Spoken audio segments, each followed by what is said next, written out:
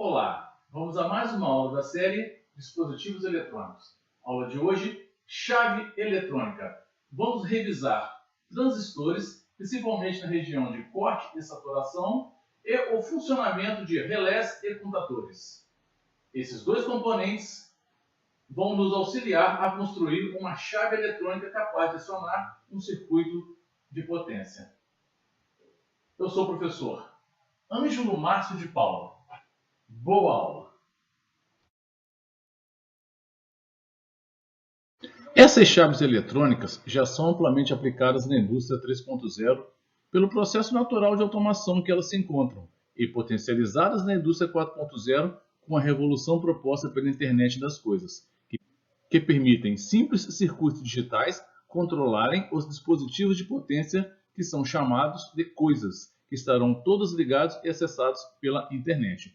Porém, esses circuitos são de baixa tensão e não são capazes de controlar dispositivos de potências. O objetivo é projetar uma chave eletrônica capaz de transferir a baixa potência do circuito digital e acionar a carga de potência desejada. Temos na sequência o primeiro componente para ser revisado, o transistor, que é um componente de 3 terminais do tipo NPN ou PNP, que possui um terminal denominado base, o outro coletor e o outro emissor. A corrente emissor é determinada pelo somatório das correntes de base mais a corrente de coletor. E a tensão entre coletor e emissor é dada pela tensão entre coletor e base mais a tensão entre base e emissor. O controle dessas correntes e tensões determina o ponto de operação do nosso circuito. A eficiência desse circuito será dada pela corrente de coletor dividido pela corrente de emissor. E o seu ganho será dado pela corrente coletor dividido pela corrente de base.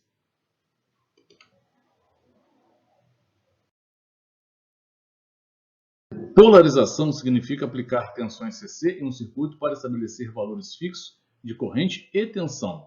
Para amplificadores com transistores, a corrente e a tensão resultantes estabelecem um ponto de operação nas curvas características, que definem a região que será empregada para a amplificação do sinal aplicado. Dessa forma, o ponto A significa que o dispositivo está desligado.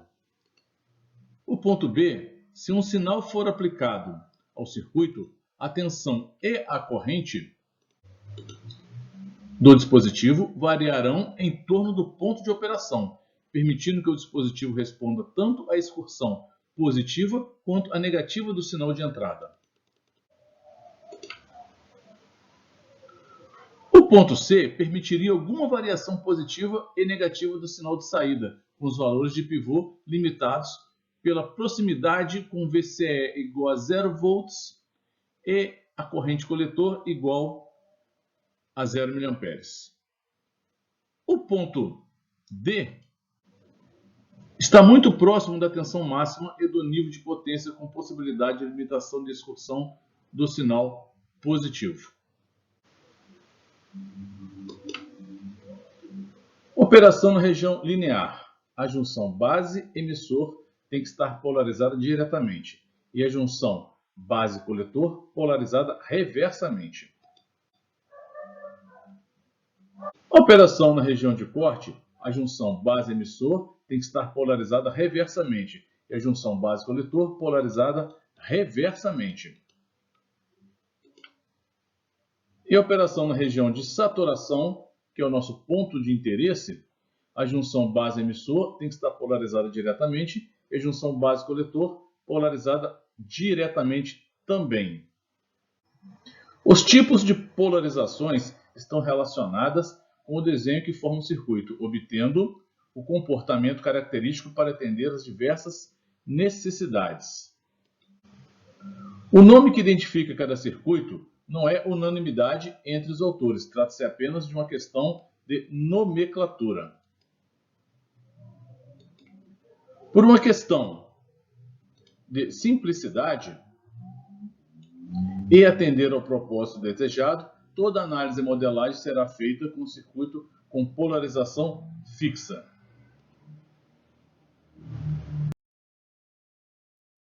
transistor ficou muito popular no ramo da amplificação de sinal, porém o modo mais simples de usá-lo é como uma chave, o que significa que ele opera tanto na saturação quanto no corte, mas em nenhum outro ponto ao longo da reta de carga.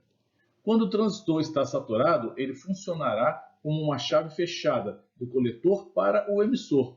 Quando o transistor está em corte, ele funciona como uma chave aberta.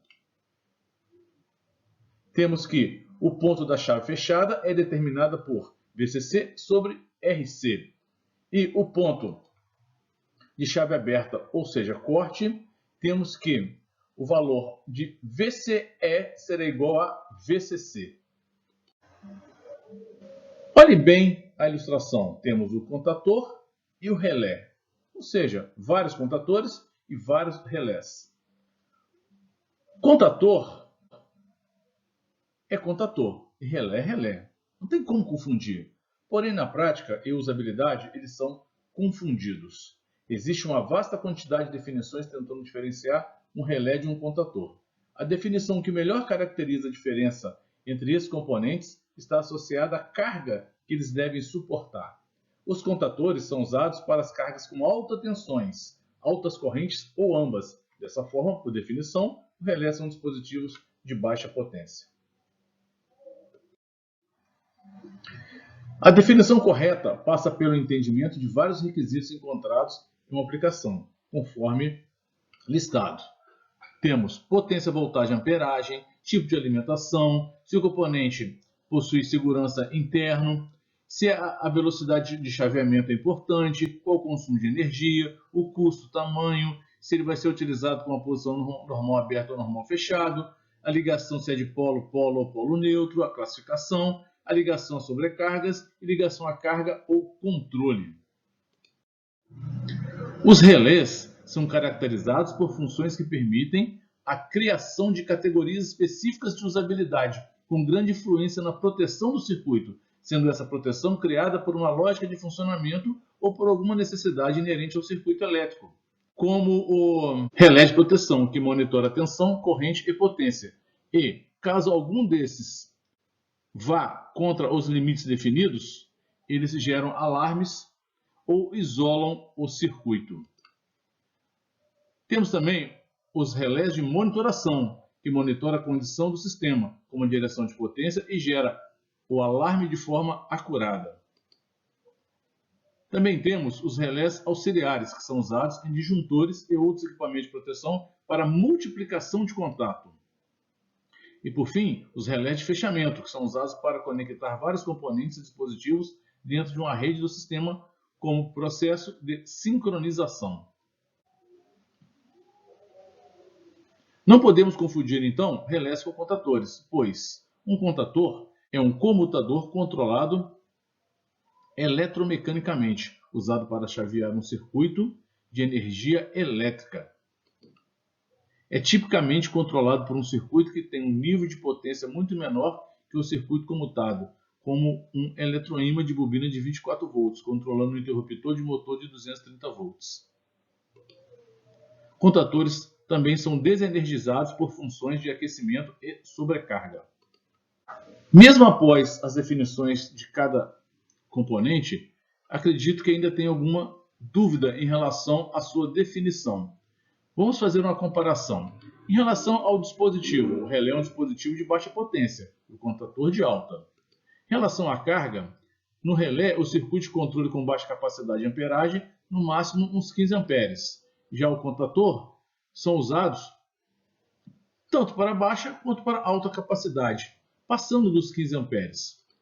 O relé é usado em aplicações monofásicas e o contator, aplicações trifásicas. O relé não são equipamentos com características de segurança, como contatos de mola e sistemas de supressão de arco. Já o contator não. Devido à usabilidade e potência, são normalmente projetados para aplicações de alta tensão e, por causa disso, eles possuem alguns recursos de segurança, como contato de mola. O relé ele é mais rápido que o contator. Os relés são dispositivos de baixo custo quando comparados aos contatores, porém, os relés de estado sólido são mais caros. Os relés são menores e mais leves que os contatores. Os relés abrem ou fecham normalmente dependendo da função desejada. Já os contatores são projetados exclusivamente para operar com contatos normalmente abertos. Um relé tem um contato comum que se liga a uma outra posição neutra. Já os contatores unem dois polos, sem um circuito comum entre eles. Os relés são classificados até 250 volts e os contatores até 1000 volts. Os relés não são normalmente ligados a sobrecargas. Já os contatores são normalmente ligados a sobrecargas que interrompem o circuito se a potência exceder o limite definido para um determinado período, normalmente 20 a 30 segundos. Temos então a nossa chave eletrônica. Esse circuito deverá ligar e desligar uma carga de 110 volts, 60 Hz. O nível de controle é digital, ou seja, a saída do meu circuito lógico ela só tem 5 volts. O circuito é intermitente, ou seja, o motor não permanecerá ligado o tempo todo. Ele funcionará em função do resultado da lógica de controle. Os parâmetros do transistor basicamente são o VBE, VCE, ganho, corrente máxima e o VCE máximo. Os parâmetros do relé são a resistência de corpo e a corrente capaz de acioná-lo. Vamos ao cálculo de RC. Malha de saída VCC é igual a VRC mais VRR mais VCE. VCC é igual a ICRC mais IRRR mais VCE. Fazendo IC igual à corrente do relé e usando o VCE-SAT, podemos aplicar esses valores na equação. Isolando RC, temos que VCC menos IRRR menos VCE-SAT dividido por IR. Aplicando os valores conhecidos,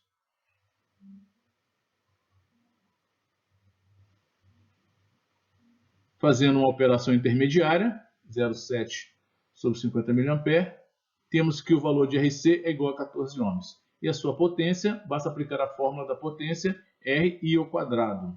É 14 ohms multiplicado pelos 50 mA, que é a corrente de acionamento do relé, que é igual a 35 mW.